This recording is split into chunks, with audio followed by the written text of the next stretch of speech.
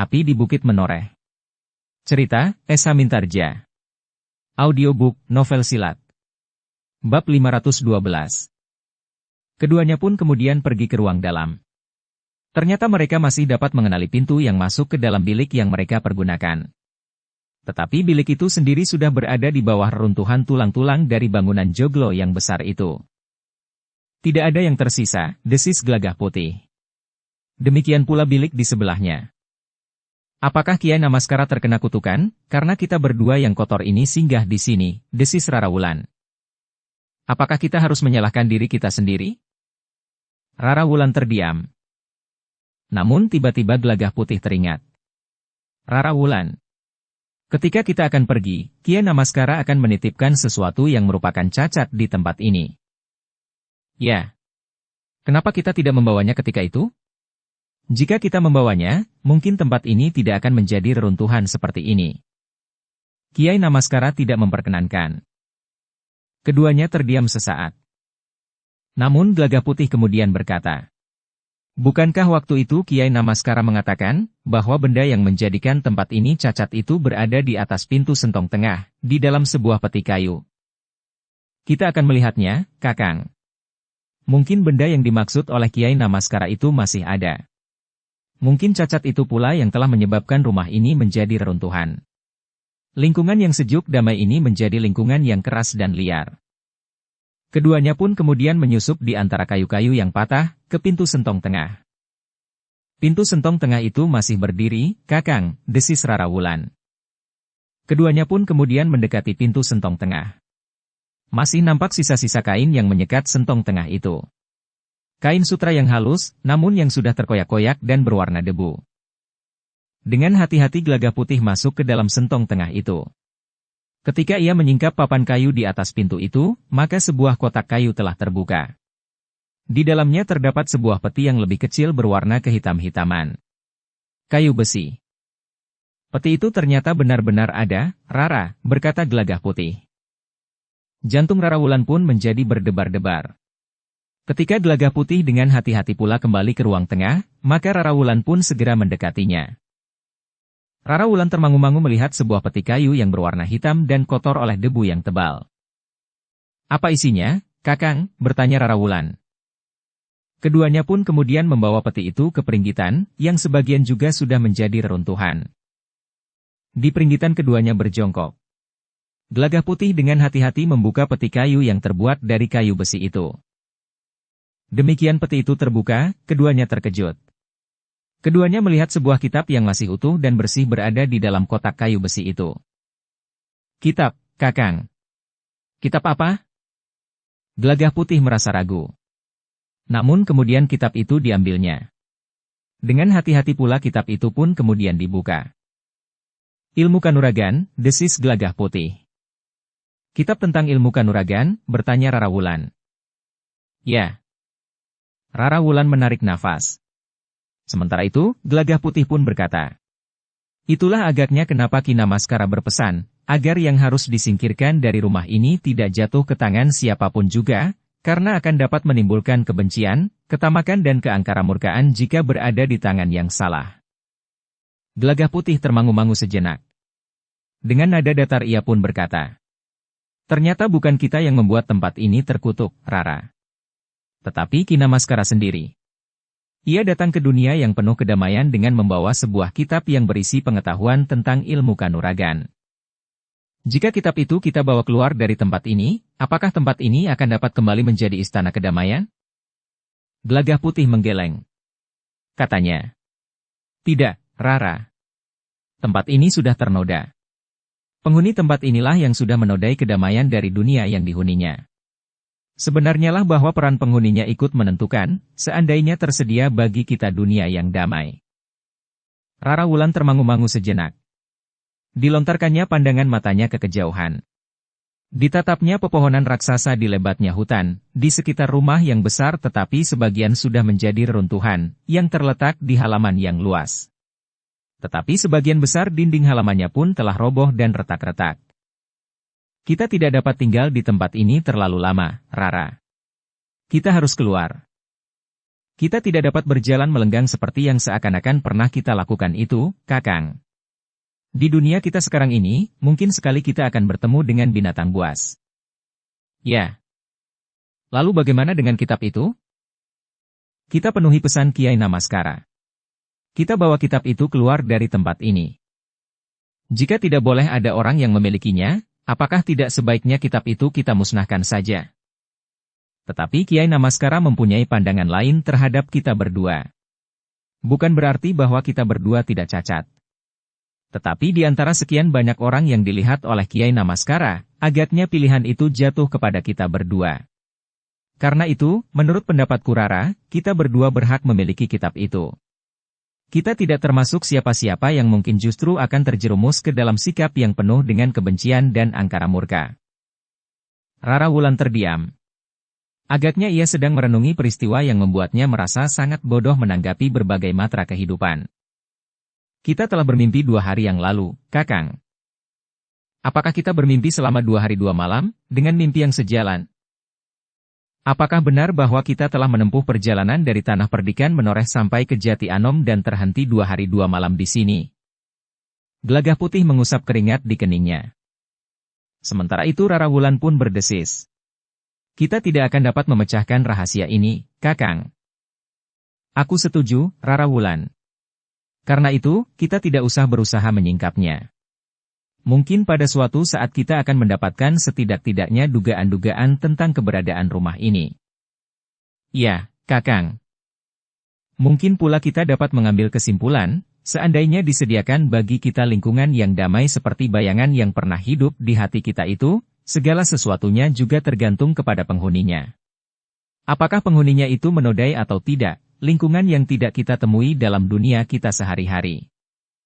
Dunia yang sudah dikotori oleh segala macam nafsu manusia. Seperti kita. Bahwa kita berusaha membekali diri kita dengan ilmu kanuragan, adalah pertanda bahwa darah kita sudah dikotori oleh nafsu kekerasan. Mungkin kita dapat sedikit menenangkan hati kita, bahwa kita tidak mempergunakan ilmu dan kemampuan itu untuk tujuan yang bertentangan dengan kebaikan dalam arti yang luas. Untuk itu kita harus selalu berdoa, Rara. Kita harus selalu ingat tentang diri kita, dari mana kita datang dan kemana kita pergi. Seandainya kita merasa terpilih oleh Kiai Namaskara dalam pemanjaan nafsunya terhadap kekerasan, semoga kita dapat menempatkan diri kita sebagai yang baik di antara yang buruk itu. Keduanya pun terdiam untuk beberapa saat. Namun kemudian Gelagah Putih pun berkata, kita akan membawa kitab ini keluar dari lingkungan yang bagi kita masih diselubungi oleh tabir rahasia ini. Aku sependapat, Kakang. Nah, marilah. Tetapi kita harus mempersiapkan diri kita. Sekarang kita berpijak pada kenyataan yang kita hadapi sehari-hari di bumi kita. Rara Wulan mengangguk. Demikianlah, maka keduanya pun segera mempersiapkan diri. Sekali lagi mereka memperhatikan bangunan yang sudah rusak itu. Keheranan dan buramnya kabut rahasia terasa semakin mencengkam mereka. Apalagi ketika mereka melihat bekas-bekas hiasan dinding yang nampak di dinding yang sudah rapuh itu. Tetapi keduanya pun segera bersiap untuk meninggalkan tempat itu. Untuk beberapa saat lamanya mereka berdiri di tangga pendapa.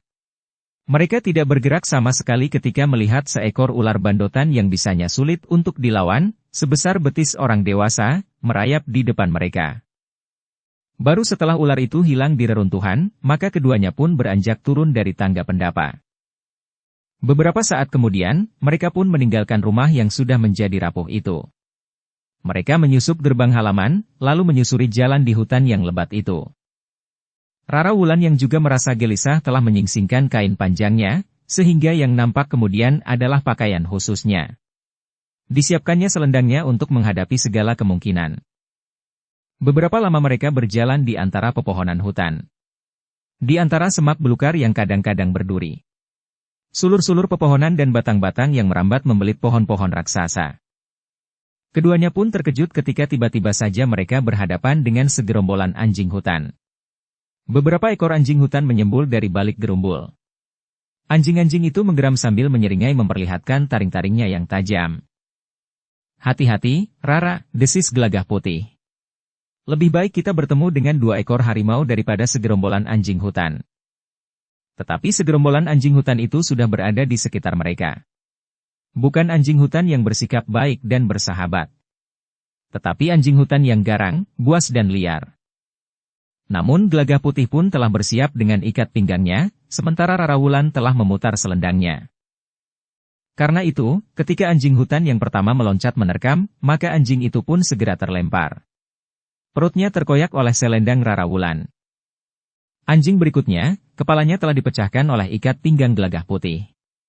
Demikian pula anjing-anjing yang menyerang berikutnya. Selendang Rarawulan dan ikat pinggang Gelagah Putih pun telah berputar seperti baling-baling. Beberapa ekor anjing hutan pun telah terbunuh. Bangkainya berserakan di sekitar arena pertempuran itu, sehingga akhirnya anjing hutan yang tersisa pun segera melarikan diri. Gelagah Putih dan Rarawulan pun termangu-mangu sejenak. Gelagah Putih yang mendekati istrinya itu pun bertanya, "Bagaimana keadaanmu, Rara? Kau baik-baik saja? Marilah kita tinggalkan tempat ini." Keduanya pun segera beranjak pergi. Sementara itu, segerombolan anjing hutan yang tersisa ternyata telah kembali lagi. Mereka tertarik oleh bau darah sesamanya yang terluka dan terbunuh. Dalam pada itu, Gelagah Putih dan Rarawulan pun berjalan secepatnya meninggalkan tempat itu. Beberapa saat kemudian, mereka pun telah sampai ke tepi hutan. Mereka memasuki lorong di padang perdu yang berbatu-batu padas.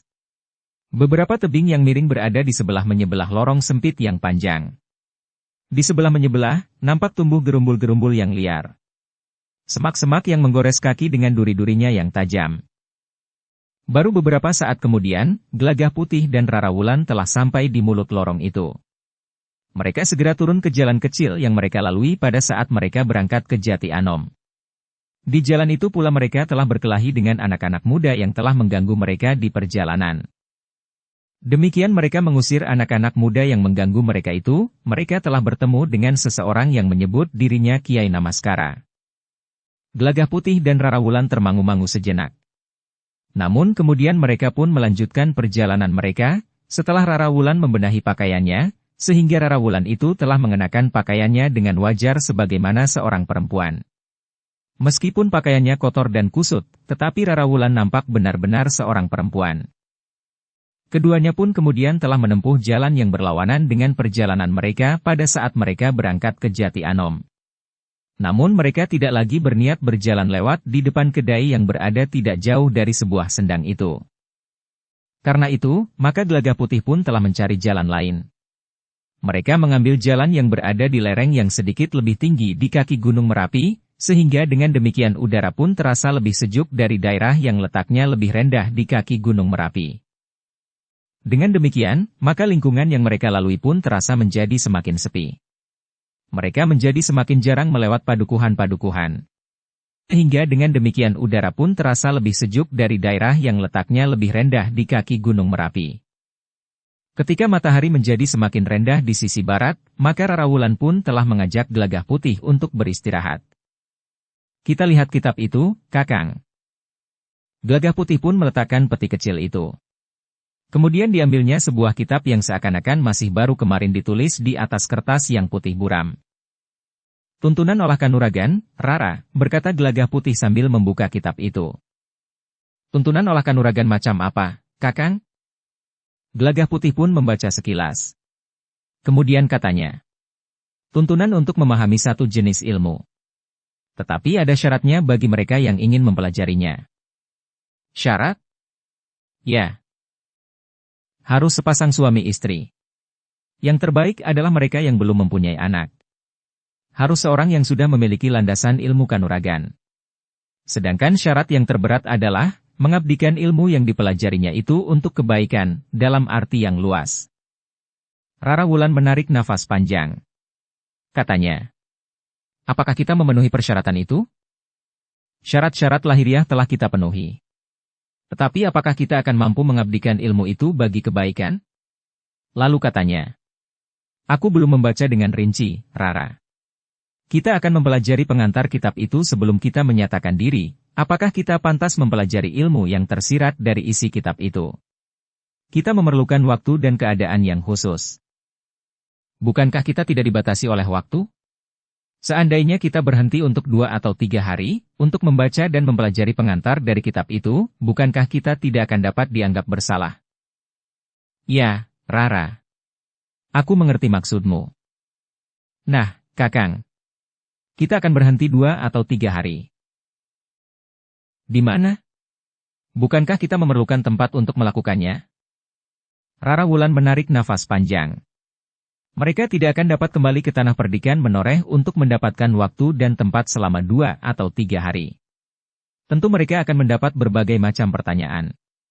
Apalagi jika dalam waktu 2 atau 3 hari itu mereka tenggelam di dalam sanggar. Selagi mereka termangu-mangu, maka tiba-tiba saja Gelagah Putih mendapat gagasan. Kita akan berjalan terus, Rara. Kita akan melingkari kaki gunung ini. Di sisi barat kita akan turun dan mencari tempat yang ramai. Jika kita menemukan sebuah rumah penginapan yang biasanya terdapat di dekat pasar-pasar yang besar, kita akan berada di penginapan itu 2 atau 3 hari. Kita akan melakukan sedikit kegiatan di pasar di pagi hari. Kemudian, jika matahari menjadi semakin tinggi, maka kita akan berada di bilik penginapan itu. Rara Wulan mengangguk-angguk. Katanya, "Baiklah, Kakang. Kita akan mencobanya." Demikianlah, keduanya pun segera melanjutkan perjalanan. Ketika mereka menjumpai sebuah kedai yang masih membuka pintunya, maka mereka pun singgah untuk membeli minum dan makan. "Tinggal nasi Megana, Ger," berkata perempuan yang berjualan di kedai yang tidak begitu besar itu. "Megana," ulang Rara Wulan dengan agak ragu. Agaknya pemilik kedai itu mengerti apa yang dipikirkan oleh Rara Wulan. Karena itu maka ia pun berkata, "Tetapi bukan Megana yang aku buat dini hari tadi. Megana yang ini aku buat di tengah hari. Aku tidak pernah menjual barang wayu." Rara Wulan menarik nafas panjang. Agaknya sikapnya agak menyinggung perasaan perempuan pemilik kedai itu. Karena itu, maka ia pun berkata, "Maaf, Bibi. Bukan maksudku berprasangka. Jika kau mau makan, duduklah." "Ya, Bi," jawab Rara Wulan sambil menggamit suaminya. Keduanya pun kemudian duduk di kedai yang terasa sempit itu. Selain mereka berdua, tidak ada lagi orang lain yang berada di kedai itu. Baru kemudian 2 orang yang lewat berhenti dan singgah pula di kedai itu. Sejenak kemudian, telah dihidangkan 2 mangkuk minuman hangat dan 2 pincuk nasi Megana. Ternyata Megana yang dibuat oleh perempuan itu termasuk Megana yang enak. Kedua orang yang masuk ke kedai itu kemudian juga memesan 2 pincuk nasi Megana dan 2 mangkuk minuman hangat. "Lama kalian tidak singgah," berkata perempuan itu kepada kedua orang yang datang kemudian. "Sudah agak lama aku tidak lewat jalan ini, Yu." "Kenapa?" "Sejak istriku melahirkan, aku lebih banyak di rumah. Baru beberapa hari ini aku mulai kerja lagi. Hari ini aku mendapat pekerjaan di padukuhan sebelah. Aku segera teringat nasi Meganamu, Yu. Karena itu, aku memerlukan singgah." "Kau kerja apa di padukuhan sebelah?" "Memotong pohon beringin di simpang 4 itu." "Kau berani melakukannya?" "Aku sudah ngelakoni sepasar, Yu. Mengurangi makan dan mengurangi tidur. Selama sepasar itu aku setiap malam tidur di bawah pohon beringin itu. Agaknya tirakatku membuat udara menjadi panas, sehingga penghuni beringin itu pergi. Aku sudah mendapat izin pula untuk memotongnya. Hari ini aku mulai menebas dahan-dahannya. Dalam 3 hari ini agaknya aku baru dapat menyelesaikan kerja itu." "Jadi dalam 3 hari ini kau akan selalu datang kemari?" "Agaknya begitu, Yu." "Berapa orang kalian kerjakan kerja kalian itu?" "Kami berdua saja, Yu." "Berdua saja?" "Ya. Bukankah sudah pekerjaan kami?" Perempuan itu mengangguk-angguk. Namun tiba-tiba saja perempuan itu bertanya kepada Rara Wulan, "Aku belum pernah melihatmu sebelumnya, Enduk. Juga laki-laki yang berjalan bersamamu itu." "Kami memang belum pernah lewat jalan ini, Bibi. Laki-laki ini adalah suamiku." "Kau sekarang mau pergi kemana?" "Aku dan suamiku adalah pengembara yang berjalan saja mengikuti langkah kakiku." "Kau pernah nonton wayang?" "Maksud Bibi?" Jawabmu seperti jawaban tokoh wayang yang bertemu dan ditanya oleh raksasa di tengah jalan. Rara Wulan tersenyum. Tetapi perempuan penjual nasi itu tidak tersenyum. Untuk beberapa saat perempuan itu tidak bertanya apa-apa lagi. Sementara itu Rara Wulan dan Gelagah Putih sibuk dengan nasi megananya. Namun tiba-tiba saja perempuan itu berbicara dengan kedua orang yang datang kemudian. Siapa yang memerintahkan menebang pohon beringin itu? Ki Bekel, you. Kenapa pohon itu ditebang? Pohon itu sudah terlalu tua.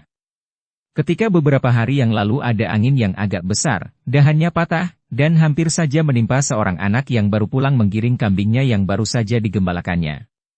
Sementara itu dahan-dahan yang lain pun juga sudah semakin rapuh. Kau kenal baik dengan Ki Bekel? Ya. Kau tahu tabiatnya? Orang itu menarik nafas panjang. Di luar sadarnya orang itu memandang Rara Wulan sekilas. Namun kemudian orang itu menggeleng. Tidak, Yu. Aku tidak mengenal banyak tentang Ki Bekel itu. Kau bohong. Seandainya aku mengenalnya, aku tidak mempedulikannya. Aku diupah untuk menebang pohon itu. Sebagai tukang belandong, aku mengerjakannya. Selain itu aku tidak mempunyai hubungan apa-apa lagi. Jika kau mau kerja sambilan, kau akan mendapat uang banyak dari Ki Bekel. Tetapi laki-laki itu menggeleng. Katanya. Tidak. Tidak usah, Yu. Upahku menebang pohon beringin tua yang dihuni lelembut itu sudah cukup untuk makan anak istriku selama 2 pekan. Aku tidak mau melakukan kerja sambilan yang membuat aku tidak dapat tidur dalam sepekan. Bodoh, kau. Kau tinggal menemuinya dan memberikan laporan saja. Namun yang seorang lagi bertanya. Kerja sambilan apa, Yu? Kawannya tiba-tiba saja membentaknya. Tidak ada kerja sambilan. Pemilik kedai yang berjualan nasi megana itu tertawa. Katanya. Kau memang pemalas. Tetapi kau tidak usah berkeberatan jika kawanmu mau mengerjakannya. Tidak. Kami adalah tukang belandong. Kerja kami menebang pohon, itu saja. Tetapi kerja sambilan itu sangat menarik. Kau tidak usah terlalu banyak mengeluarkan tenaga. Kerja apa, Yu? Jangan tanyakan, bentak kawannya. Tetapi penjual nasi megana itu tidak menghiraukannya. Katanya. Jika kau mau, pergilah. Katakan kepada Ki Bekel, bahwa kau mau kerja sambilan itu. Tetapi kerja sambilan itu sendiri apa? Kau akan mendengarnya dari Ki Bekel. Nah, pergilah. Katakan bahwa akulah yang menyuruhmu datang kepadanya. Jangan, cegah tukang belandong yang seorang lagi. Tetapi kawannya menjawab. Jika hanya itu, kenapa aku tidak pergi? Kau belum tahu, kerja apa yang harus kau lakukan? Ya. Kerja apa? Kerja itu dapat menelanmu. Omong kosong, penjual nasi megana itu memotong sambil tertawa. Katanya. Kawanmu tidak mau mengerjakan, tetapi ia merasa iri jika ada orang lain yang melakukannya. Baik. Aku akan pergi menghadap Ki Bekel. Pergilah. Ketika orang itu pergi, maka tukang belandong yang seorang lagi itu pun berkata. Sudahlah, Yu. Aku akan pergi saja. Kenapa kau begitu tergesa-gesa? Tukang belandong itu tidak menjawab. Diserahkannya beberapa keping uang kepada penjual nasi megana itu sambil berkata. Aku pergi, Yu. Aku bayar sekalian makan dan minum kawanku yang kau jebak itu, Yu. Jangan berkata begitu. Apa salahnya menangkap rejeki yang dihamburkan oleh Ki Bekel? Justru kau akan menyesal karena kau telah menolak rejeki itu. Aku sudah mendapatkan rejekiku sendiri. Orang itu pun segera beranjak keluar dari kedai itu. Ia masih sempat berpaling kepada Gelagah Putih dan Rara Wulan. Dikedipkannya matanya untuk memberi isyarat. Tetapi Gelagah Putih dan Rara Wulan tidak tahu maksud isyarat itu. Meskipun demikian, terasa sesuatu bergetar di dada mereka. Karena itu, maka tiba-tiba saja Gelagah Putih pun berkata kepada Rara Wulan. Marilah. Kita akan melanjutkan perjalanan. Rara Wulan pun mengangguk. Katanya. Marilah, Kakang. Tetapi penjual nasi megana itu pun dengan serta-merta berkata. Tunggu sebentar, Kisanak.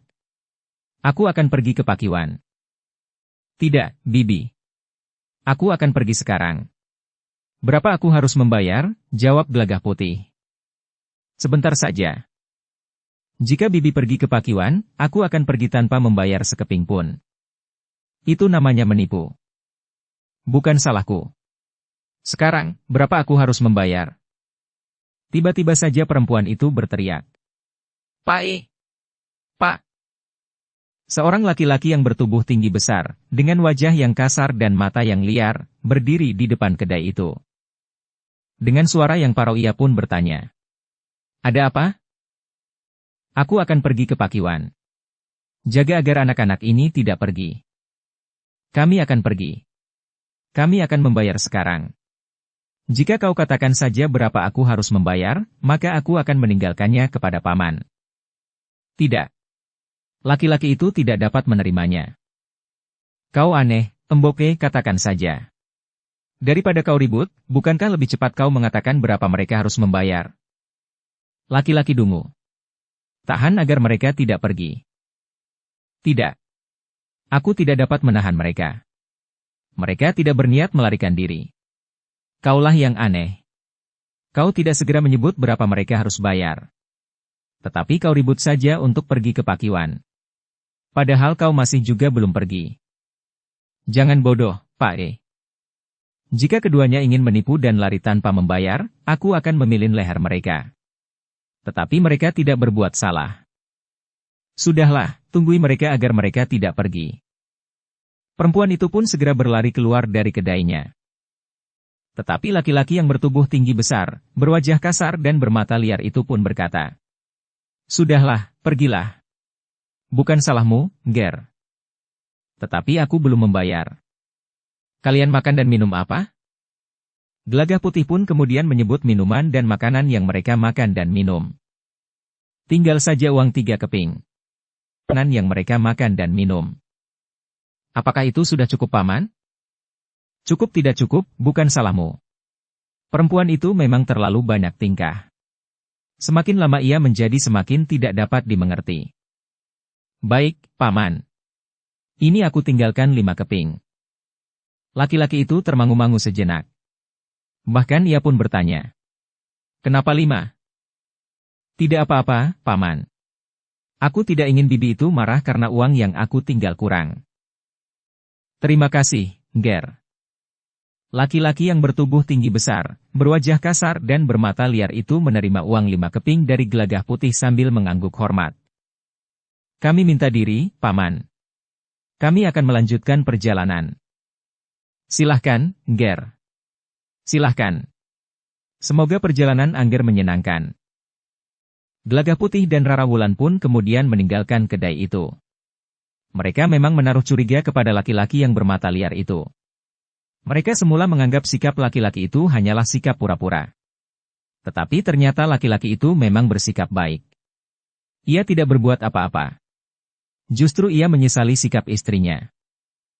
Namun sebelum mereka terlalu jauh, mereka masih mendengar suara perempuan itu melengking. Tunggu, Ger. Tunggu sebentar. Perempuan itu pun berlari-lari kecil menyusulnya. Namun di belakangnya laki-laki itu pun mengikutinya sambil berkata. Mereka sudah meninggalkan uang. Bahkan 5 keping. Ya, kau sudah mengatakannya. Itu terlalu banyak. Aku akan mengembalikannya sekeping. Aku sudah mengatakan bahwa itu terlalu banyak, tetapi mereka mengikhlaskannya. Gelagah Putih dan Rara Wulan memang berhenti. Keduanya sadar bahwa tentu ada maksud yang kurang baik dari perempuan itu. Justru suaminya yang dalam wujud lahiriahnya mencurigakan, sikapnya jauh lebih baik dari istrinya itu. Ketika perempuan itu sudah menyusulnya, diikuti oleh suaminya, maka perempuan itu pun berkata, Tunggu sebentar, Ger. Aku harus mengembalikan sekeping. Bibi, matahari sudah hampir terbenam.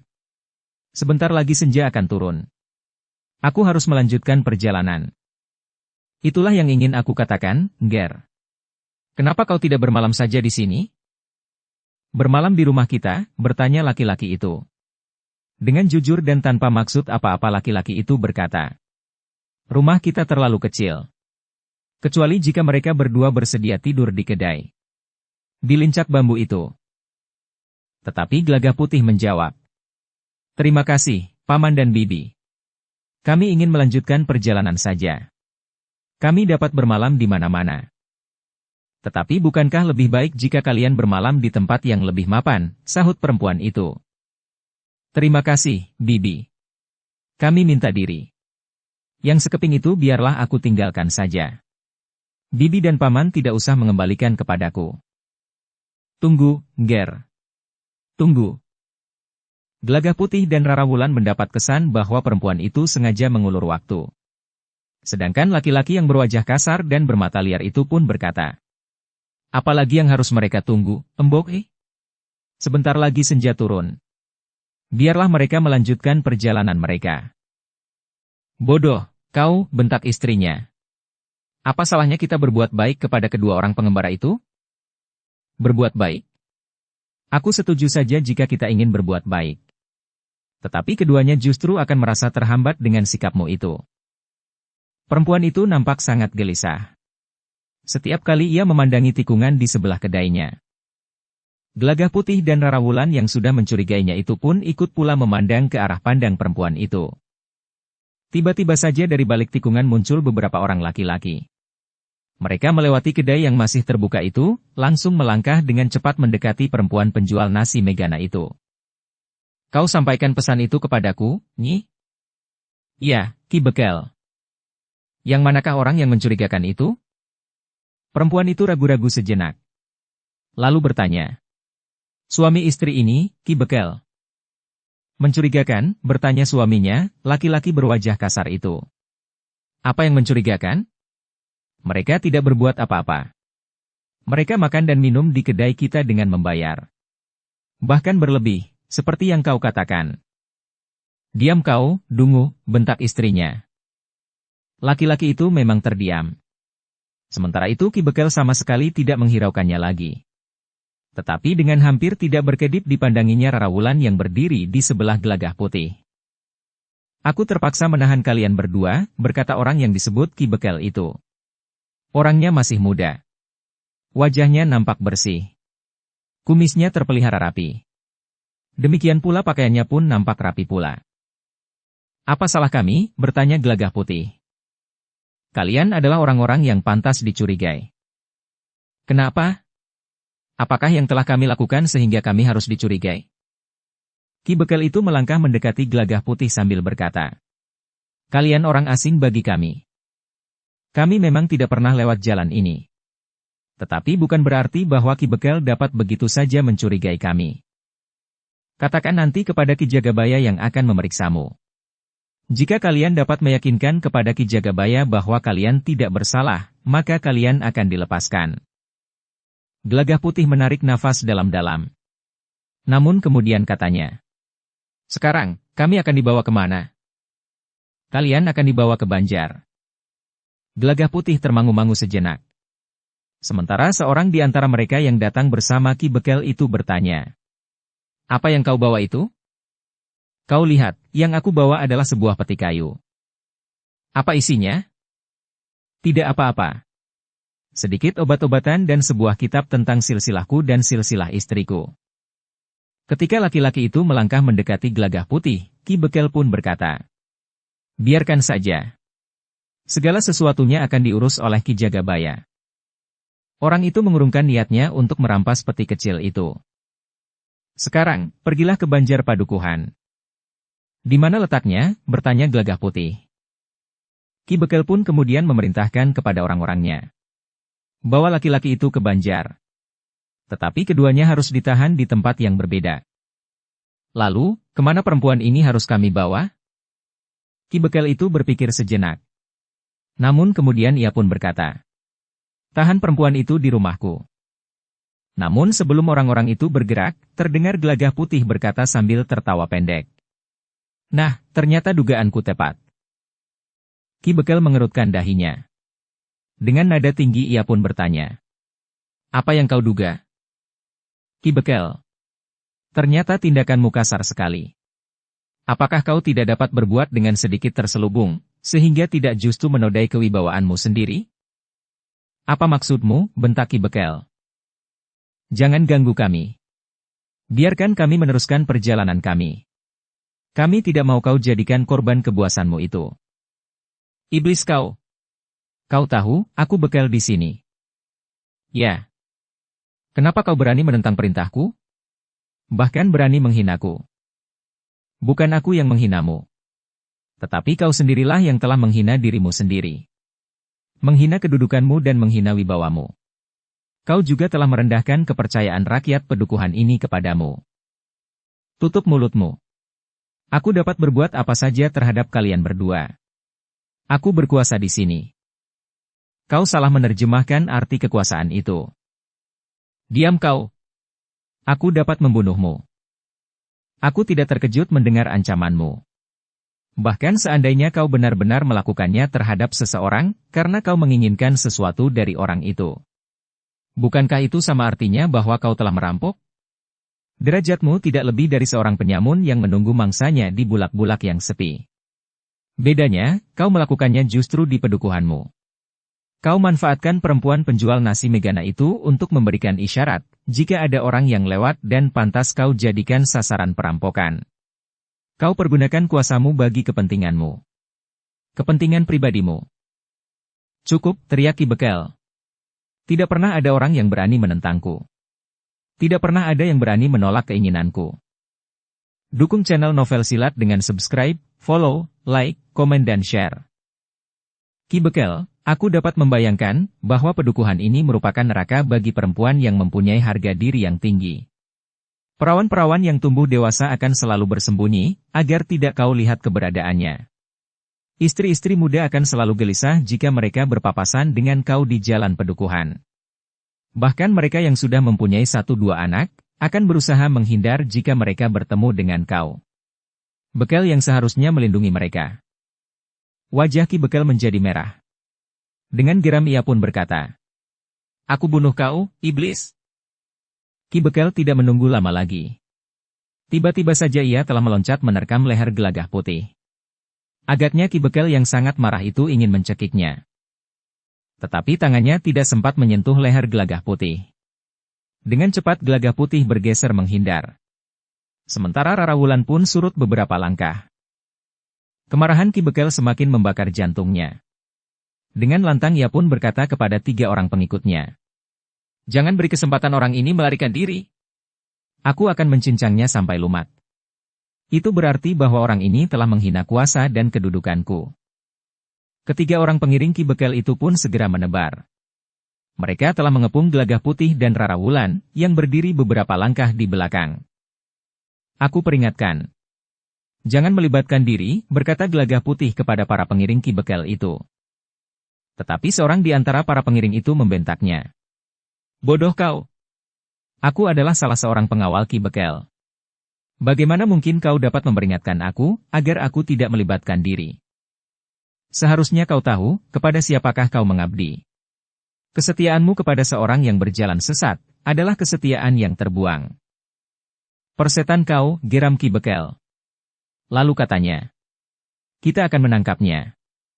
Hidup atau mati." "Perintah orang gila," sahut Gelagah Putih. "Perintahmu itu mempunyai sasaran timbal balik. Justru karena perintahmu itu, aku pun akan menundukkanmu.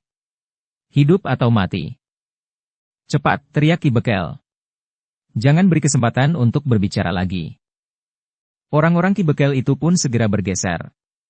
Sementara Gelagah Putih telah memberikan peti kecilnya kepada Rara Wulan. "Kakang," berkata Rara Wulan, "agaknya perhatian mereka tertuju kepadamu. Karena itu, biarlah kau saja yang menanggapi mereka." Gelagah Putih mengerutkan dahinya. Namun kemudian ia tersenyum. Ia teringat kepada kalimatnya sendiri saat Rara Wulan harus menghadapi anak-anak muda bengal yang mengganggunya. Dalam pada itu, ketiga orang pengikut Ki Bekel itu pun telah bergerak. Mereka serentak menyerang dari arah yang berbeda. Namun serangan mereka itu tidak berarti apa-apa. Dengan mudah Gelagah Putih menghindar. Bahkan kemudian kakinya yang bergerak melingkar telah melemparkan 2 orang di antara ketiga orang yang menyerangnya itu. Kedua orang yang terpelanting itu pun dengan cepat bangkit berdiri. Namun demikian keduanya bergeser mendekat, maka yang seoranglah yang kemudian terdorong beberapa langkah surut. Dengan susah payah ia mencoba mempertahankan keseimbangannya. Namun akhirnya orang itu pun terjatuh pula. Sementara itu kedua orang yang lain telah bersiap pula menyerang Gelagah Putih dari arah yang berbeda. Pertempuran di antara mereka pun menjadi semakin sengit setelah ketiga orang itu menyadari bahwa lawan mereka mempunyai ilmu yang tinggi. Dengan demikian, maka ketiga orang pengawal Ki Bekel itu segera meningkatkan kemampuan mereka sampai ke puncak. Ketika pertempuran menjadi semakin sengit, bahkan ketika ketiga orang Ki Bekel itu menjadi semakin tidak berdaya, maka Ki Bekel mengarahkan pandangan matanya kepada perempuan yang membawa peti kecil itu. Agaknya peti kecil itu mempunyai arti yang tinggi. Selebihnya, perempuan itu sendiri tentu akan dapat dipergunakan untuk memaksakan kehendaknya kepada laki-laki yang ternyata tidak dapat dikalahkan oleh ketiga orang pengawalnya itu. Sejenak kemudian, tiba-tiba saja Ki Bekel telah meloncat menerkam Rara Wulan. Kedua tangannya terjulur lurus mengarah ke lehernya. Ki Bekel berniat untuk menguasai Rara Wulan dan memaksa Gelagah Putih untuk menyerah. Perempuan itu sendiri, serta peti kecil yang berada di tangannya itu, akan dapat menjadi taruhannya. Namun Ki Bekel itu terkejut bukan buatan. Kedua tangannya yang menggapai leher Rara Wulan itu tidak menyentuhnya. Rara Wulan itu bergeser selangkah ke samping. Kemudian dengan sebelah tangannya, Rara Wulan itu memukul punggung Ki Bekel yang agak terdorong oleh kekuatannya sendiri itu. Ternyata pukulan Rara Wulan bagaikan meretakkan tulang punggungnya. Bahkan Ki Bekel itu pun terhuyung-huyung beberapa langkah, sebelum Ki Bekel itu jatuh terjerembab. Ki Bekel mencoba untuk segera bangkit. Namun dalam pada itu, dua orang pengawalnya telah terlempar dengan derasnya. Seorang di antara mereka membentur dinding halaman di pinggir jalan. Seorang terbanting jatuh di tanah. Yang seorang pun menjadi ragu-ragu. Namun ia tidak tahu apa yang sudah dilakukan oleh lawannya yang masih terhitung muda itu, ketika tiba-tiba saja ia terlempar dan justru menimpa Ki Bekel yang baru saja bangkit itu, sehingga keduanya jatuh pula bergulir bersama-sama. Terdengar Ki Bekel yang kumisnya tertata rapi itu mengumpat. "Setan kau! Di mana matamu, heh?" Tetapi, bukan maksudku," jawab pengikutnya demikian, keduanya bangkit. Ki Bekel itu pun menyeringai menahan sakit di punggungnya. Selain karena ia tertimpa oleh seorang pengawalnya, Ki Bekel memang jatuh tertelungkup dengan kerasnya karena pukulan Rara Wulan di punggungnya. "Marilah, Ki Bekel," berkata Rara Wulan. "Bukankah itu yang kau inginkan? Marilah, bangunlah." Ki Bekel memang sudah berdiri tetapi ia masih belum siap untuk bertempur. Karena itu, maka dengan kedua tangannya, Ki Bekel menekan pinggangnya. "Kau perempuan iblis," geram Ki Bekel. Namun ternyata ketiga pengawalnya sudah tidak bangkit lagi. Sebenarnya seorang di antara mereka, yang menimpa Ki Bekel, masih belum terlalu parah. Tetapi ia sengaja berpura-pura tidak dapat bangun lagi, karena punggungnya sakit. Sambil melangkah mendekat Rara Wulan pun berkata, "Nah, Ki Bekel. Kau sekarang sendiri. Apakah kau akan mampu melawan kami berdua?" Ki Bekel itu termangu-mangu sejenak. Keringatnya bagaikan terperas dari tubuhnya. Wajahnya menjadi pucat dan tubuhnya pun menjadi gemetar. "Sekarang, kami berdualah yang akan membunuhmu. Kau akan mati." Kau sendirilah yang pertama-tama mengucapkan kata-kata itu. "Sebenarnya kami tidak ingin membunuh siapapun. Tetapi karena kau sudah melakukannya, maka kami pun akan melakukannya pula. Kami berdua akan mencincangmu. Kami akan membunuhmu dengan cara kami." Tiba-tiba saja Ki Bekel itu berlutut. "Ampun. Ampunilah aku. Aku tidak benar-benar ingin membunuh." "Omong kosong. Jika kau dan orang-orangmu itu mampu, kau tentu akan melakukannya." "Tidak. Sumpah, demi langit dan bumi." Rara Wulan tertawa. Katanya, "Apakah masih ada orang yang menghargai sumpahmu? Sumpahmu tidak lebih dari sampah. Aku bersungguh-sungguh bersumpah. Berjanji demi nyawaku. Nyawamu yang akan aku cabut sekarang? Jangan. Jangan, Kisanak. Aku minta ampun." Ki Bekel itu pun kemudian bagaikan merangkak mendekati Gelagah Putih sambil merengek. "Aku minta ampun." Gelagah Putih termangu-mangu sejenak. Namun kemudian ia pun berkata, "Jika kau mampu, kami berdua sekarang tentu sudah terbunuh di sini. Nah, sekarang kamilah yang mampu melakukannya. Ampun. Aku mohon ampun." Gelagah Putih tidak menjawab. Namun ketika ia memandang perempuan penjual nasi Megana, maka perempuan itu pun segera menjatuhkan dirinya pula di hadapan Gelagah Putih. Aku juga memohon ampun. Bukan aku yang kau rendahkan, tetapi istriku. Seorang perempuan, seperti kau. Aku hilaf. Aku mohon ampun. Jika kau menghina seorang perempuan, itu berarti bahwa kau telah menghina dirimu sendiri. Aku menyesal sekali, Ger, aku tidak akan melakukannya lagi. Kau hargai keping-keping uang lebih dari harga diri seorang perempuan, harga dirimu sendiri. Iya, Ger. Aku mohon ampun. Kau harus minta maaf kepadanya. Perempuan itu beringsut.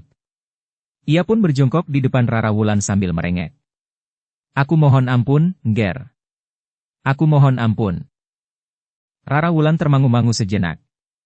Namun Rara Wulan pun kemudian justru beringsut dari tempatnya sambil berkata, aku ingin memberimu sedikit peringatan, Bibi.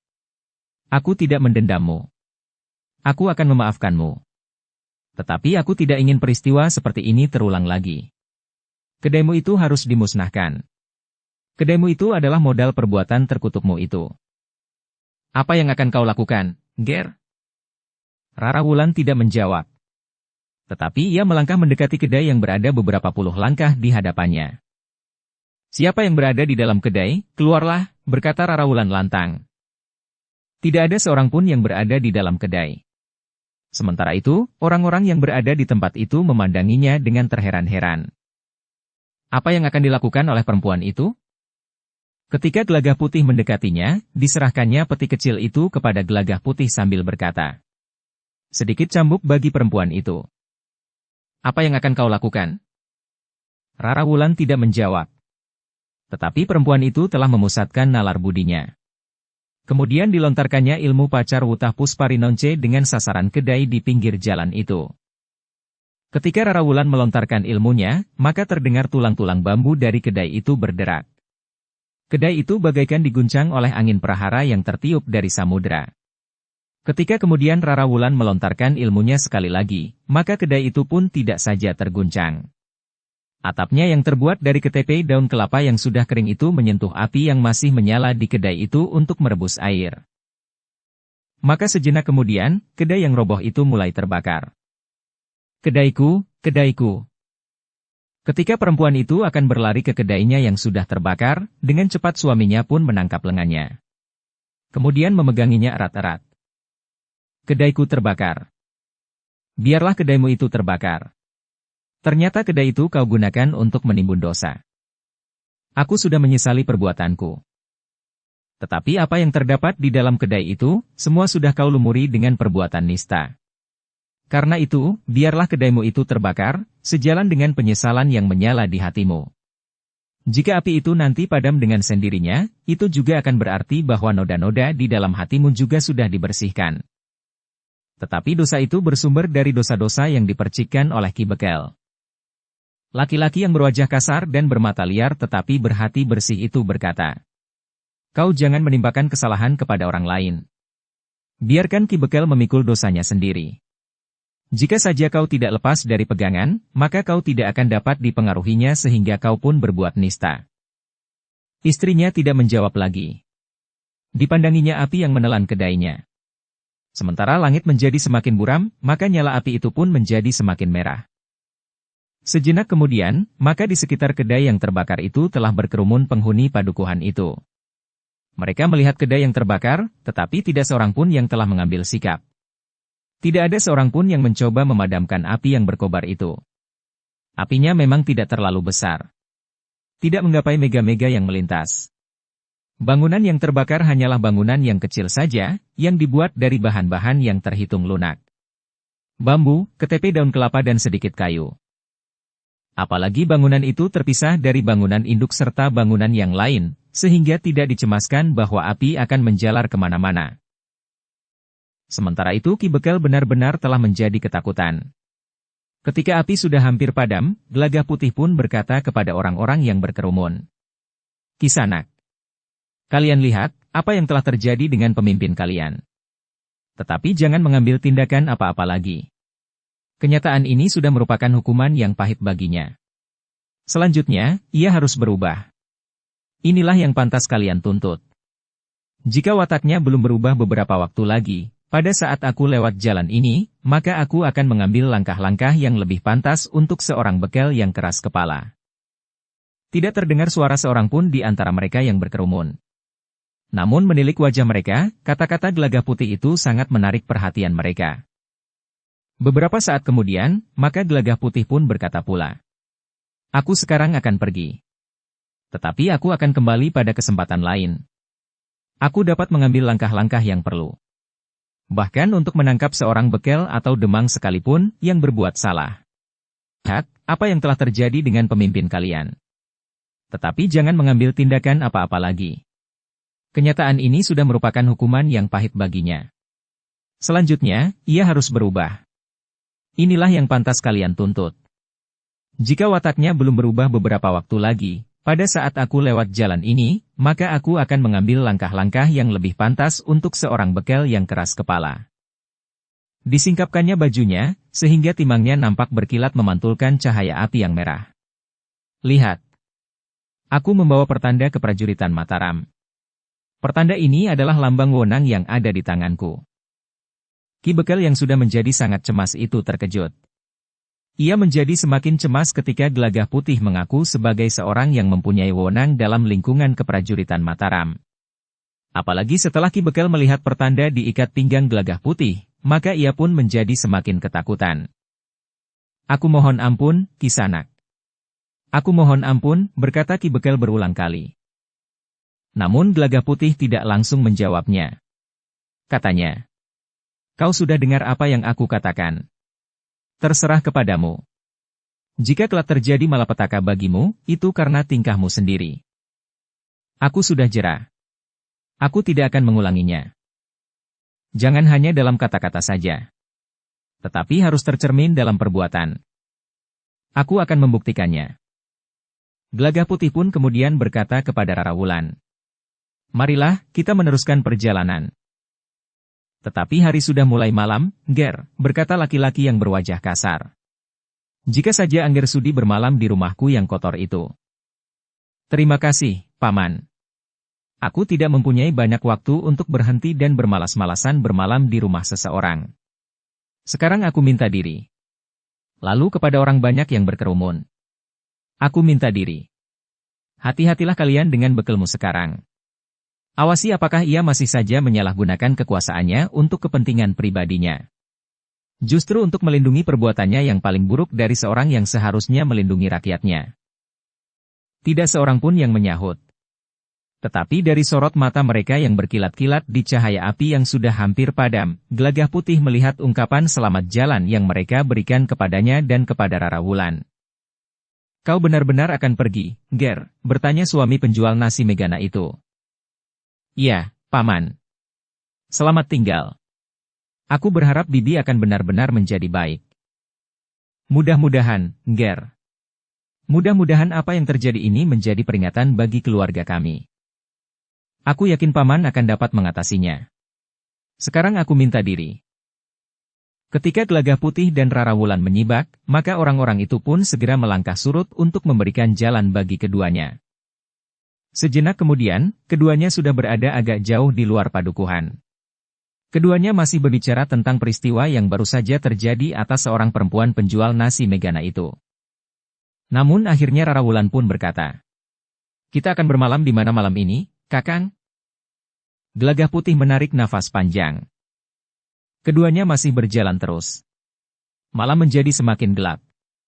Dengan nada dalam Gelagah Putih pun berkata, "Kita akan bermalam di tempat terbuka." Rara Wulan mengangguk. Namun kemudian ia pun berkata, "Bagaimana dengan padukuhan di depan? Maksudmu, bermalam di Banjar?" "Ya." Gelagah Putih mengangguk pula. Katanya, "Dapat kita coba Rara. Kita pergi ke padukuhan itu. Tetapi jika kita melihat kemungkinan yang rumit, maka sebaiknya kita berjalan terus." "Aku setuju, Kakang. Kita melihat suasananya saja lebih dahulu. Nampaknya padukuhan itu merupakan padukuhan yang agak besar." Perjalanan kita pun terasa semakin menurun. Kita sudah membelakangi puncak Gunung Merapi. Bukankah kita berjalan ke arah barat? Ya. Ketika matahari terbenam tadi, menunjukkan kepada kita arah barat itu. Rara Wulan mengangguk-angguk. Tetapi lebih jelas lagi, kita akan melihat lintang gubuk penceng nanti sebentar lagi, jika awan yang agak tebal itu berlalu. Keduanya pun berjalan lebih cepat menuju ke padukuhan yang berada di hadapan mereka. Padukuhan besar panjang, membujur ke utara. Semakin mereka dekat, maka mereka pun mulai melihat beberapa buah oncor yang dipasang di regol halaman. Padukuhan itu selain besar, agaknya juga ramai, Kakang, berkata Rawulan. Nampaknya memang begitu. Tetapi semakin besar dan ramai sebuah padukuhan, maka penduduknya pun tentu semakin beraneka tingkah polahnya. Rara Wulan tersenyum. Katanya, kedai nasi Megana itu tidak terletak di padukuhan yang besar. Tetapi kita temui orang-orang yang tingkah polahnya memuakkan. Gelagah Putih tersenyum. Keduanya pun kemudian menjadi semakin dekat dengan pintu gerbang padukuhan. Dua buah oncor menyala di sebelah-menyebelah gerbang itu. Ketika mereka berdua memasuki jalan utama padukuhan itu, mereka memang merasa agak ragu. Namun kemudian mereka pun mendengar suara gamelan yang mengalun dengan irama yang keras. Ada keramaian, Kakang, desis Rara Wulan. Ya. Mereka pun harus menepi ketika sekelompok anak muda berjalan bergegas mendahului mereka. Agaknya anak-anak muda itu pun akan pergi menonton keramaian. Suara gamelan itu agaknya telah memanggil mereka untuk bergegas pergi ke tempat keramaian itu. Dari regol halaman di sebelah-menyebelah jalan pun beberapa orang telah melangkah keluar. Mereka semuanya pergi ke arah yang sama. Ke suara gamelan itu. Marilah kita lihat keramaian itu, berkata Gelagah Putih. Rara Wulan mengangguk. Mungkin kita akan melewati banjar padukuhan ini. Gelagah Putih dan Rara Wulan pun telah mengikuti beberapa orang yang berjalan di depan mereka. Bahkan semakin lama jalan yang dilaluinya itu terasa menjadi semakin ramai. Anak-anak remaja, anak-anak muda laki-laki dan perempuan. Bahkan orang-orang tua. Gadis-gadis yang biasanya lebih banyak berada di rumah, justru karena umurnya yang menginjak dewasa, telah keluar pula dari halaman rumahnya, meskipun pada umumnya disertai keluarganya, untuk pergi ke arah suara itu. Ada keramaian apa, Kisanak? Bertanya Gelagah Putih kepada dua anak-anak muda yang berjalan di sebelahnya. Pertarungan antara orang berilmu tinggi. Pertarungan apa maksudmu? Beberapa orang berilmu tinggi akan bertarung di halaman banjar. Siapa yang menang akan mendapat hadiah uang dari Ki Bekel. Hadiah uang? Dari mana Ki Bekel mendapatkan uang itu? Dari mereka yang bertaruh. Bertaruh? Ya. Jadi ada pertarungan manusia untuk taruhan? Kau bukan orang dari daerah di sekitar padukuhan ini, Kisanak? Bertanya anak muda itu. Bukan. Itulah sebabnya kau tidak tahu. Permainan seperti ini sudah pernah dilakukan 2 atau 3 kali sebelumnya. Sangat menarik. Gelagah Putih tidak menjawab. Rara Wulanlah yang berdesis. Kau benar, Kakang. Semakin besar dan ramai sebuah padukuhan, maka penduduknya tentu menjadi semakin beraneka pola tingkahnya. Ya. Gelagah Putih tertawa tertahan. Sedangkan Rara Wulan pun tertawa pula. Beberapa saat kemudian, maka mereka pun telah berada di halaman banjar padukuhan. Banjar itu memang terhitung banjar yang besar, sesuai dengan lingkungan padukuhan yang lebih besar dan ramai itu dibanding dengan padukuhan-padukuhan yang lain. Di tengah-tengah halaman itu terdapat sebuah kalangan dengan gawar tampar ijuk. Di sekitar gawar itu telah banyak berkerumun orang-orang yang ingin menyaksikan pertarungan antara beberapa orang yang berilmu tinggi. Permainan gila, desis Gelagah Putih. Di tangga pendapa berdiri sekelompok orang yang agaknya orang-orang yang sedang bertaruh itu. Di tengah-tengah, Ki Bekel berdiri diapit oleh 2 orang bebahu, Ki Jagabaya dan Ki Kebayan. Sedangkan di atas pendapa itu terdapat seperangkat gamelan yang tidak lengkap. Hanya beberapa saja, ditabuh dengan irama yang hingar-bingar. Beberapa saat kemudian, maka suara gamelan itu pun berhenti. Ki Bekel yang berdiri di tangga pendapa itu pun berkata lantang kepada orang-orang yang berada di sekitar arena. Saudara-saudaraku, Dalam keadaan yang terasa semakin gawat sekarang ini, kita perlu memiliki sekelompok orang yang berilmu tinggi untuk menjaga ketenangan padukuhan kita. Karena itu, kita sekarang berupaya untuk mengetahui, siapa sajakah di antara kita yang pantas untuk menjadi pengawal padukuhan, yang akan berada langsung di bawah perintah Ki Jagabaya. Untuk itu, maka aku telah memutuskan untuk menyelenggarakan permainan ini, pertarungan di antara orang-orang yang berilmu tinggi di padukuhan. Karena itu, yang akan ikut dalam permainan ini adalah orang-orang dari padukuhan kita sendiri.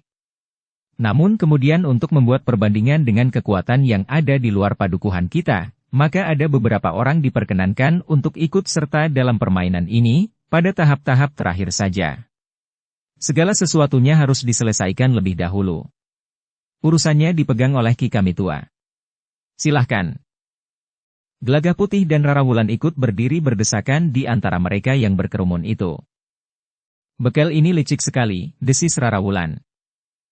Ya. Bekel ini sangat berbahaya. Lebih berbahaya dari bekel di padukuhan yang tadi kita lewati. Yang di dalamnya terdapat sebuah kedai nasi Megana. Ya. Nampaknya memang begitu. Kita lihat saja apa yang akan dilakukan nanti. Sejenak kemudian, maka Ki Bekel itu pun berkata selanjutnya. Kita akan segera mulai. Peraturan yang berlaku dalam gelanggang permainan ini sama seperti permainan yang baru lalu. Nah, Ki Kamitua akan segera memanggil urutan mereka yang akan memasuki gelanggang permainan ini.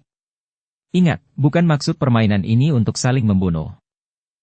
Demikianlah. Maka sejenak kemudian Ki Kamitua itu pun telah memanggil dua orang yang akan terlibat dalam pertarungan di gelanggang yang dilingkari oleh gawar tampar ijuk itu.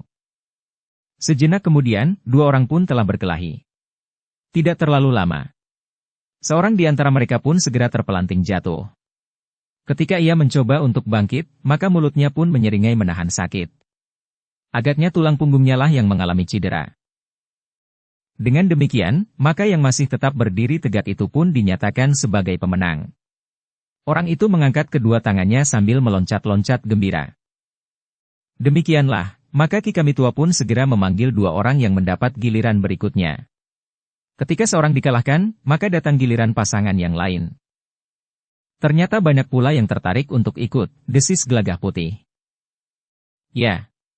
Nampaknya mereka tertarik untuk dikagumi, atau tertarik oleh uang hadiahnya yang besar. Atau kedua-duanya. Rarawulan mengangguk-angguk. Sepasang demi sepasang orang-orang yang merasa dirinya berilmu itu pun telah memasuki gelanggang. Demikian pasangan-pasangan itu berakhir, sebelum mereka memasuki babak berikutnya yang masih akan diundi, maka para peserta dari luar padukuhan itulah yang akan tampil. Pasangan-pasangan pun diturunkan di gelanggang. Tidak terlalu banyak. Nampaknya Ki Bekel ingin mendapatkan orang terbaik dari padukuhannya, yang akan diadu dengan seorang yang terbaik di antara mereka yang datang dari luar padukuhan. Ketika pertarungan memasuki babak kedua, maka pertarungan pun menjadi semakin seru. Orang-orang yang menang dari babak pertama sajalah yang dapat memasuki babak kedua. Apalagi pada babak-babak berikutnya. Akhirnya, di arena itu akan bertempur orang-orang terbaik saja. 4 orang dari padukuhan itu dan 4 orang dari luar padukuhan. Di antara mereka akan diambil 2 orang dari masing-masing kelompok. 2 orang itu masing-masing akan dipertandingkan. Terakhir akan bertarung orang yang terbaik dari semuanya. Gelagah Putih dan Rarawulan masih melihat pertarungan itu. Bagi keduanya, tidak ada yang menarik. Meskipun demikian, mereka masih saja berniat untuk menyaksikan sampai orang yang terakhir. Pertarungan-pertarungan yang kemudian terjadi menjadi semakin seru. Mereka mulai melepaskan ilmu terbaik mereka masing-masing. Namun di arena itu mulai terjadi peristiwa yang mendebarkan. Ada di antara mereka yang ikut serta dalam pertarungan itu menjadi pingsan. Ada yang giginya tanggal dan mulutnya berdarah. Tetapi ada yang tulangnya menjadi retak. Gelagah Putih mulai tersentuh ketika pertarungan sudah sampai pada tahap-tahap terakhir. Seorang yang datang dari luar padukuhan itu ternyata bertempur dengan penuh keyakinan. Nampaknya orang itu benar-benar memiliki ilmu yang tinggi. Dengan tidak banyak mengalami kesulitan ia berhasil mengalahkan lawan-lawannya sampai pada pertarungan puncak. Namun seorang yang lain, yang agaknya juga bukan orang padukuhan itu, bertempur dengan sombongnya. Bahkan sikapnya kepada Ki Jagabaya dan kepada Ki Bekel pun tidak sewajarnya. Setiap kali ia berteriak-teriak di arena, menantang lawan-lawannya. Ketika pertarungan itu sampai pada tahap akhir, sehingga yang tinggal di arena hanyalah 4 orang saja, maka orang yang sombong itu telah dihadapkan dengan seorang dari padukuhan itu, yang telah memenangkan pertarungan-pertarungan sebelumnya. Namun Gelagah Putih menjadi cemas. Menurut pengamatannya, orang yang muncul sebagai pemenang dari padukuhan itu, akan mengalami kesulitan untuk menghadapi orang kasar yang sombong itu. Tetapi Gelagah Putih dan Rarawulan tidak dapat berbuat apa-apa. Apalagi orang padukuhan itu sendiri, yang juga sulit melihat kenyataan tentang lawannya. Bahkan ketika lawannya bersikap sombong, ia pun mencoba untuk mengimbangi kesombongan itu. Beberapa saat kemudian, maka Ki Jagabaya pun berdiri di tangga pendapa sambil berkata lantang. Saudara-saudaraku, yang akan turun ke arena adalah 2 orang yang mempunyai ilmu yang tinggi. Yang seorang berasal dari Gunung Gandar di pinggir hutan itu. Yang seorang adalah tetangga kita sendiri, yang telah memenangkan pertarungan-pertarungan sebelumnya. Kita akan melihat, siapakah yang terkuat di antara mereka. Sedangkan nanti setelah pertarungan ini, akan menyusul pertarungan yang seru pula. Seorang dari padukuhan Ricik, sedangkan lawannya adalah tetangga kita yang lain. Terakhir adalah para pemenang dari kedua pertarungan ini. Mungkin kedua-duanya tetangga kita. Mungkin seorang saja di antara mereka yang lolos, atau bahkan kedua-duanya orang lain. Terdengar orang-orang yang berada di halaman itu bertepuk tangan. Sementara itu nampaknya pertarungan masih cukup lama, justru yang tertinggal di antara mereka adalah orang-orang yang terbaik. Beberapa saat kemudian, maka perkelahian antara orang yang sombong melawan seorang penghuni padukuhan itu pun segera dimulai, diiringi sorak-sorai para penontonnya untuk memberikan dukungan kepada salah seorang tetangga mereka yang masih mampu bertahan. Demikian tanda bahwa pertarungan itu dapat dimulai, keduanya pun segera bergeser saling mendekat. Malam itu keduanya telah bertarung beberapa kali. Baru setelah mereka mengalahkan lawan-lawan mereka, maka mereka sampai pada babak yang hampir menentukan itu. Pertarungan itu pun semakin lama menjadi semakin seru. Orang yang sombong dan bertempur dengan kasarnya itu semakin lama semakin menguasai arena.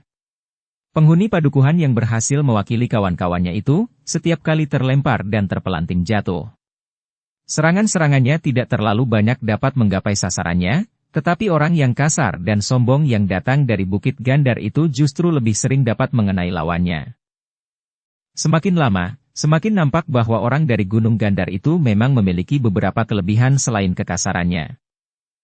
Semakin lama wakil dari padukuhan itu pun menjadi semakin terdesak. Serangan-serangan lawannya semakin sering mengenainya. Ketika kaki lawannya itu mengenai dadanya, maka orang padukuhan itu pun terpelanting jatuh. Begitu ia bangkit, maka lawannya telah berdiri di depannya, digapainya bajunya, ditariknya dengan hentakan yang kuat. Kemudian tangannya pun terayun deras sekali menghantam dagunya. Sekali lagi orang itu terlempar jatuh. Ketika ia berusaha berdiri, maka sebelum ia berhasil tegak, kaki lawannya yang meloncat sambil berputar telah menyambar keningnya.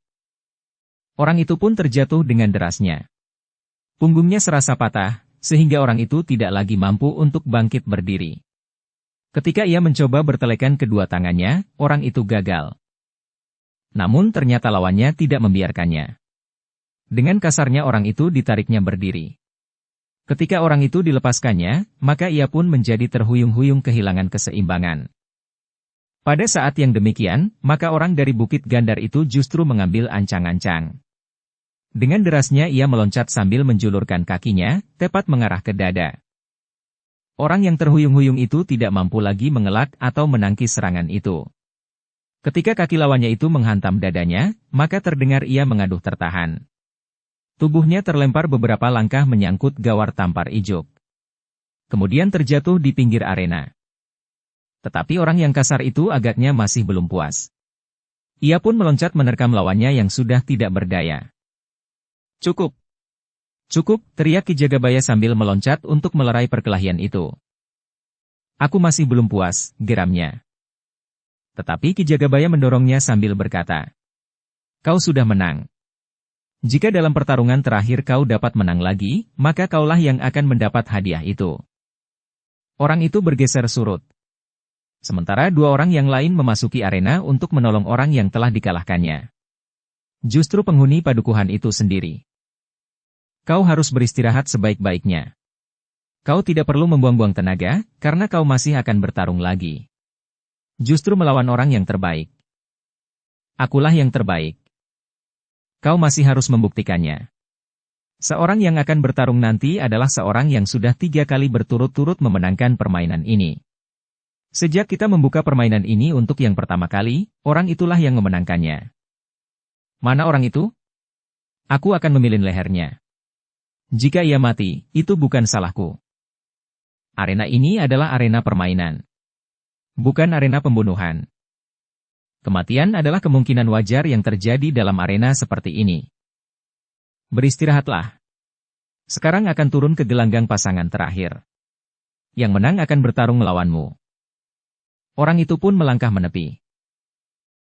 Sejenak kemudian, maka telah turun ke arena pertarungan itu 2 orang yang akan bertarung terakhir sebelum pertarungan yang menentukan siapakah pemenang dari permainan itu.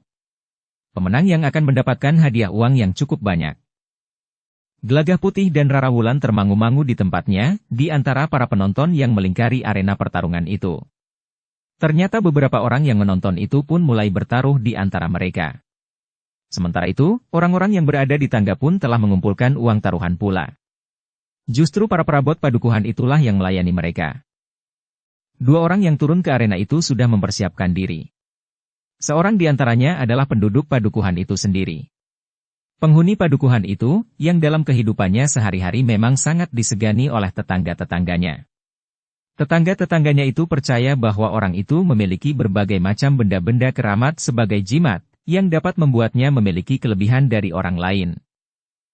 Pada arena pertarungan sebelumnya, orang itu belum pernah ikut serta.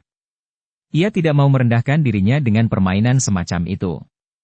Tetapi akhirnya ia tergoda pula untuk memenangkan hadiah yang cukup besar. Dengan demikian, maka pada musim pertarungan ini, orang itu telah melibatkan dirinya. Sedikit lewat tengah malam, maka 2 orang telah berada di arena. Ketika terdengar isyarat, maka keduanya pun segera bergeser. Justru penghuni padukuhan itulah yang nampak lebih garang dari lawannya, yang telah memenangkan permainan seperti itu beberapa kali berturut-turut. Aku akan menunjukkan kepadamu bahwa penghuni padukuhan ini bukanlah orang-orang yang lemah, yang dapat kau kalahkan dan kau anggap tidak berdaya. Orang yang memenangkan pertarungan seperti itu beberapa kali berturut-turut itu pun menjawab. Aku tidak pernah mempunyai anggapan seperti itu. Aku pun tidak menolak kemungkinan bahwa kali ini aku dikalahkan. Ya, kau akan dikalahkan. Sejenak kemudian, maka pertarungan segera dimulai. Orang padukuhan itu, yang baru pertama kalinya mengikuti permainan yang tidak kurang dari sebuah arena pertaruhan besar-besaran, telah mulai menyerang. Tetapi serangannya itu ternyata masih dapat dielakkan, sehingga sama sekali tidak menyentuh sasarannya. Orang itu pun menggeram. Dengan tangkasnya ia pun segera mengulangi serangannya. Namun sekali lagi lawannya mampu mengelak. Tetapi lawannya, orang dari padukuhan Ricik itu, tidak membiarkan dirinya sekedar menjadi sasaran serangan-serangan. Ia pun segera berganti menyerang. Dengan demikian, maka pertarungan itu pun menjadi seru. Keduanya saling menyerang dan bertahan. Dalam pada itu, ketajaman penglihatan Gelagah Putih dan Rara Wulan sempat melihat, bahwa sebenarnya lah orang yang disebut dari padukuhan Ricik itu adalah orang yang memiliki ilmu yang tinggi. Tetapi ia tidak mengerahkan kemampuannya sampai ke puncak. Ia sekedar mengimbangi kemampuan lawannya, orang dari padukuhan itu sendiri. Dengan demikian, maka di mata orang-orang yang menyaksikannya, kemampuan keduanya justru seimbang. Orang itu memang berilmu tinggi, bisik Gelagah Putih. Ya, sahut Rara Wulan. Kenapa ia merendahkan dirinya, terjun dalam permainan yang kotor itu? Agaknya ia tertarik pada sejumlah uang yang diterimanya sebagai hadiah kemenangannya. 3 kali berturut-turut ia memenangkan pertarungan seperti ini. Itu berarti bahwa ia sudah menerima hadiah uang 3 kali berturut-turut. Rara Wulan mengangguk-angguk. Keduanya pun memperhatikan pertarungan itu dengan seksama. Banyak kesempatan orang padukuhan Ricik itu yang tidak dipergunakannya. Seandainya ia mau, maka pertarungan itu sudah dapat diselesaikan jauh sebelumnya. Agaknya orang dari Ricik itu menunggu lawannya menjadi kelelahan. Karena itu, yang dilakukannya hanyalah banyak memancing lawannya untuk mengerahkan tenaga dan kekuatannya. Sekali-sekali benturan kekuatan. Namun sekali-sekali sedikit loncatan menjauhinya, agar lawannya itu memburunya dan menyerang sejadi-jadinya. Sebenarnya lah akhirnya lawannya itu pun menjadi kelelahan. Tidak banyak lagi yang dapat dilakukan. Beberapa kali orang licik itu justru menyerang dan mengenainya. Akhirnya, orang padukuhan itu, satu-satunya orang yang mampu mewakili pertarungan sampai yang terakhir dengan berpengharapan, telah dikalahkan.